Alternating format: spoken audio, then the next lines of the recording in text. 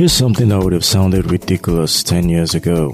Podcasts are now more popular than talk radio in the United States. Not catching up, not close behind, actually ahead. Now you might be thinking, okay, so what? People listen to stuff on their phones now. Big deal. But this isn't just about where the numbers landed. It's about what those numbers mean. For creators, for listeners, and honestly, for all of us who care about who gets to shape public conversation. Let's get into it. This is Into the Podverse with Tony Doe. Podcast innovations, challenges, opportunities, and culture from an African perspective. Before we continue, a quick word about something I'm building. The Nigerian Podcast Index, or NPI. It's a public, independent directory created to document Nigerian podcasts. Not rank them, not review them, just to make them discoverable and preserved. Too many Nigerian podcasts disappear quietly. The NPI exists so our work doesn't disappear with them. One important thing is that your podcast needs an RSS feed. An RSS feed is what makes your podcast a podcast. It's the open pipeline that allows your show to appear across platforms. Without it, your content is locked inside one app and platforms change. With an RSS feed, you own your distribution. Your episodes can travel, be archived, and still be found years from now. If you host a podcast produced in Nigeria or by a Nigerian anywhere in the world, and you have a working RSS feed, I'd love for you to submit it. It's simple, free, and manually verified. Submit your podcast at bit.ly/submityourpodcastng. Now back to the episode. For almost 100 years, radio ran the show. One signal, one broadcaster, millions of listeners. The station decided what went out. The station decided when you heard it. And if you missed it, too bad. That was just how audio worked. Podcasting changed the whole model. No transmission towers, no broadcast licenses, no gatekeeper deciding if your voice was worth hearing. Just you, your recording device, and anyone in the world who wants to tune in. Platforms like Spotify and Apple Podcasts made that possible. And now, even YouTube is leaning hard into podcasting. Video podcasts, long-form conversations, the whole thing. What started as a niche hobby is now a genuine media infrastructure. That's not an exaggeration. It's actually what happened. That milestone, podcasts overtaking radio, that's a US story. And the US story isn't everyone's story. Across Africa, radio is still king. In Nigeria, for example, radio is cheap. It's everywhere. It runs on a battery radio in a market stall. It plays through a car speaker during a commute. It's built into feature phones that don't even need data.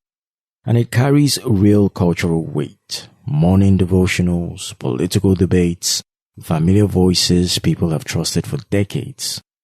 Podcasting needs a reliable internet connection. It needs a smartphone. It needs affordable data. And in a lot of places across the continent, those things are still out of reach for many people. So in Africa right now, it's not replacement, it's actually coexistence. Because podcasting in Africa is growing and fast, Nigeria is one of the most active podcast ecosystems on the continent. Creators are making shows about politics, faith, tech, culture, entrepreneurship, all of it, without relying on a single broadcaster to let them in the door. South Africa has been experimenting with podcasting for years. In Kenya, platforms like AfriPods are actively trying to bring African podcasts to a global audience. And the barriers that slowed this down, like high data costs, slow smartphone access, those barriers are falling, slowly, but they're definitely falling. Africa's deep radio tradition might actually be podcasting's biggest advantage on the continent. A lot of the people making podcasts in Africa today are former radio hosts. They're former journalists. They're people who know how to tell a story in audio, who know how to hold an audience's attention, who know how to make you feel like someone is actually talking to you. Radio taught reach. Podcasting is teaching depth. And if those two things come together, then that's a powerful combination. Here's the question that sits underneath all of this. Radio used to have rules, editorial oversight, regulatory frameworks, professional standards. podcasting doesn't have those guardrails, and that's what makes it free. That's also what makes it complicated. If podcasts are now the new talk radio, then podcasters are the new custodians of public conversation. And that's not a small thing. It's pretty big. So here's the one thing to take away from all of this. The microphone isn't controlled by a few broadcasters anymore. It's in the hands of anyone with something meaningful to say. And that includes you. And it means the responsibility for what gets said and how it gets said belongs to all of us now.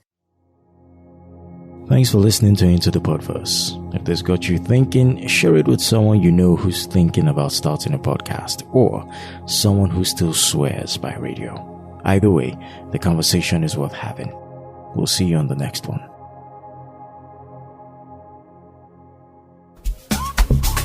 I hope today's episode sparked some ideas, tackled a challenge, or opened your eyes to a new opportunity.